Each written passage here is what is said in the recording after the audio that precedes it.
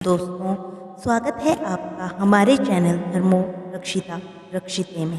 आज हम आपको महाभीष्म और ब्रह्मा से जुड़े महाभारत के योद्धा के जन्म के बारे में बताएंगे। महाभारत की कथा जुड़ी हुई है हस्तिनापुर से और सत्यवती शांतनु की पत्नी बनी थी। ऐसे में इन सब को समझने के लिए आपको कुरुवंश को समझना बहुत ज़रूरी है। व्यास के शिष्य वैशंपायन जी जन्मेजय को महाभारत सुनाते हैं और आदि पर्व के 96वें अध्याय में शांतनु के जन्म से जुड़ी बात ज्ञात होती है। दरअसल इक्ष्वाकुश में महाभीष्म नाम के राजा हुए थे। उन्होंने बड़े कर्म किए और देवताओं को प्रसन्न कर स्वर्गलोक प्राप्त किया। एक काल में सभी देवता ब्रह्मा जी की सेवा में थे। उसी दौरान महाभीष्म भी वहाँ बैठे हुए थे। कुछ समय बाद गंगा का वहाँ आगमन हुआ। एक हवा के झोंके से माँ गंगा का वस्त्र थोड़ा ऊपर की ओर उठा। सबने आंखें नीची कर ली, लेकिन गंगा और महाभीष्म एक दूसरे को देखते रहे। ब्रह्मा जी से ये देखा नहीं गया और वो क्रोधित हो गए। उन्होंने श्राप देते हुए कहा कि तुम फिर मृत्युलोक में जन्म लोगे और यही गंगा तुम्हारे विपरीत आचरण करेगी। इस श्राप को सुनने के बाद महाभीष्म ने सभी का चिंतन किया और आखिर उन्होंने राजा प्रतीप का पुत्र बनकर जन्म लेने की सोची। दरअसल यही महाभीष्म महाभारत के मुख्य पात्र शांतनु हुए थे। अब इसके बाद 97वें अध्याय में शांतनु के पिता प्रतीप की कथा आती है। प्रतीप एक बार हरिद्वार में साधना कर रहे थे। उसी समय गंगा युवती के रूप लेकर उनके पास आई और उनकी दाहिनी जांघ पर बैठ गई। गंगा ने स्वयं को प्रतीप को सौंपते हुए कहा कि राजन, आप मुझे स्वीकार करें क्योंकि मैं स्वयं आपके पास आई हूँ। लेकिन प्रतीप ने इनकार कर दिया। उन्होंने कहा कि कामवश आई हुई और पराई स्त्री को मैं स्वीकार नहीं कर सकता। आगे गंगा ने कहा, राजन, मैं सर्वगुण संपन्न हूँ, ना मैं अयोग्य हूँ और ना ही कोई मुझ पर कलंक लगा सकता है। आप मुझे स्वीकार करें। लेकिन प्रतीप ने कहा कि गंगे, धर्म के विरुद्ध आचरण करने से धर्म ही मनुष्य का नाश कर देता है। तुम मेरी दाई जांघ पर आ बैठी हो, जो कि पुत्री तथा पुत्रवधू का आसन है। पुरुष की वाई जंगा ही उसकी कामनी के योग्य होती है। ऐसा कहकर उन्होंने गंगा से कहा कि तुम मेरी बहू बनोगी। ऐसा कहकर गंगा को उन्होंने विदा किया। गंगा ने उनकी स्तुति की और पुत्रवधू बनकर स्वीकार किया। इसके बाद शांतनु के जन्म की कथा आदि पर्व के 97वें अध्याय में ही आती है। इसके बाद प्रतीप पत्नी के साथ तप करने लगे और शांतनु का जन्म हुआ। शांतनु, जैसे कि मैं आपको बता चुकी हूँ, महाभीष्म का अगला जन्म था। शांत पिता की संतान होने से उनका नाम शांतनु हो गया था। समय बीतता गया और एक दिन शांतनु युवा हुए। पिता ने गंगा से हुआ सारा वार्तालाप पुत्र से कहा और राज्य सौंपकर वन में चले गए। उन्होंने शांतनु से ये भी कहा कि बेटा, उससे कोई प्रश्न मत करना, बस विवाह करना। इसके बाद शांतनु गंगा तट पर विचरण करते और एक दिन गंगा जी आई। उनके रूप और सौंदर्य को देखकर शांतनु का शरीर पुलकित हो उठा। गंगा का रूप देखकर वो आश्चर्य से भर उठे और उसे उसी प्रकार देखते रहे जैसे पिछले जन्म में देख रहे थे। उन्होंने गंगा को अपनी पत्नी बनने का प्रस्ताव दे दिया।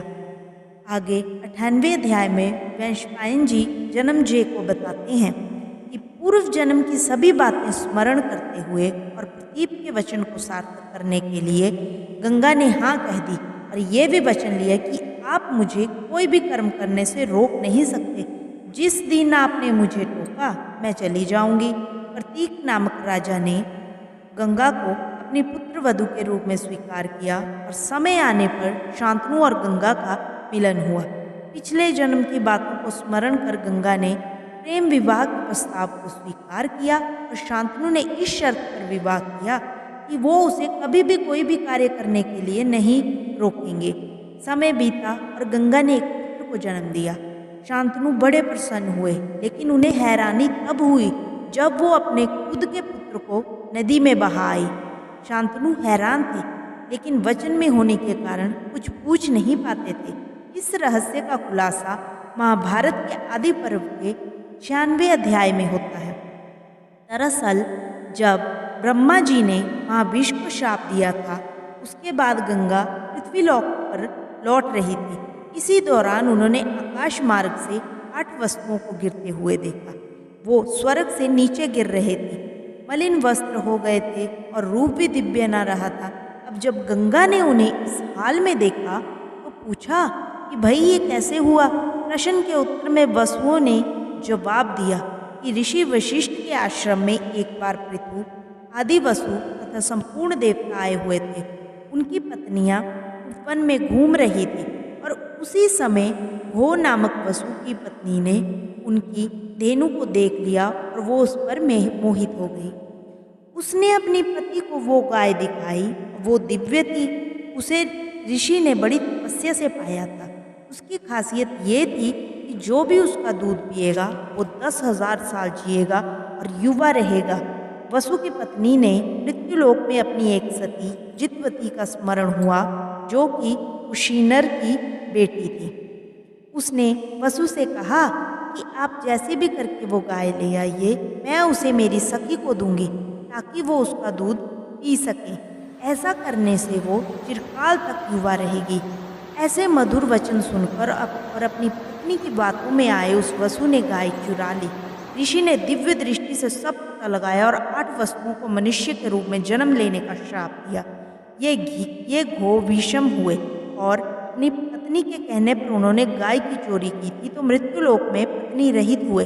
ये सारी कथा आदि पर्व के 99वें अध्याय में विस्तार से वैशंपायन जी ने जन्मेजय को सुनाई थी। वसुओं ने गंगा से कहा कि बस उन्हीं के श्राप के कारण हम स्वर्ग से पतित हो गए और गिरते ही जा रहे हैं। उधर महाभीष को श्राप मिल चुका था कि गंगा तुम्हारे विपरीत आचरण करेगी। वसुओं ने अपना कल्याण करने के लिए गंगा को समझाया।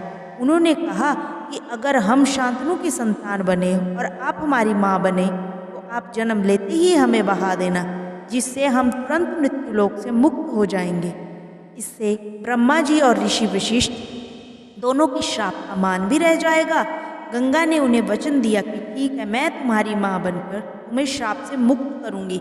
इसके बदले में वसुओं ने उनसे भी एक वादा किया। वसुओं ने कहा कि हम सभी अपने अपने तेज का एक अंश देंगे और जो आखिरी वसु होगा वो शांतनु के अनुकूल होगा, लेकिन उसकी संतान नहीं होगी और वो पत्नी रहित होगा। यही कारण था कि एक एक करके वो वसुओं को अपने ही जल में बहा देती थी। जैसे ही गंगा 8वें वसु को जल में बहाने लगी, राजा ने उसे रोक लिया और प्रश्न पूछा कि तुम ऐसा क्यों करती हो। गंगा ने कहा कि हे राजन, अब मेरा समय यही समाप्त हो गया है, बस मुझे यही तक आपका काम करना था। ऐसा कहकर शांतनु को गंगा ने पिछले जन्म की सभी बातें विस्तार से कह दी और ये भी बोला कि इस पुत्र में महान गुण हो गए, इससे बड़ा कोई योद्धा न संसार में हुआ है न होगा। मैंने और आपने वसुओं को श्राप से मुक्त किया, इसलिए सभी वसुओं का इसमें तेज है। हे राजन, इसका नाम गंगादत्त होगा और आपके कुल का आनंद बढ़ाने वाला होगा। एक से एक महान सम्राटों को ये जीतेगा, महान व्रतधारी होगा और हस्तिनापुर की सदैव रक्षा करेगा। अब यही बालक है तो मैं इसे अपने साथ लेकर जा रही हूँ। समय आने पर ये वापस जरूर आएगा। दोस्तों, आपको हमारी ये कहानी पसंद आई हो तो हमारे वीडियो को लाइक करें और चैनल को ज़रूर सब्सक्राइब करें। धन्यवाद। शुभ रात्रि।